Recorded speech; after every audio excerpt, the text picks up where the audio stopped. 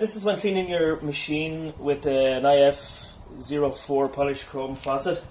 The procedure with regards to removing the filter. Removing the filter, you put in your cleaning cartridge. Obviously you put in your sachet citric acid. Close it up. We're not going to put in citric acid today, as it's a demonstration. Turn off your machine. We're going to go over to the tap. Now the key here is to run the water until the citric acid comes through on both faucets, on both taps, both spouts. You can test by just tasting. So the key to this, keeping the citric acid in the machine, is to, while running, block the acid pipe and turning it off. It's that simple.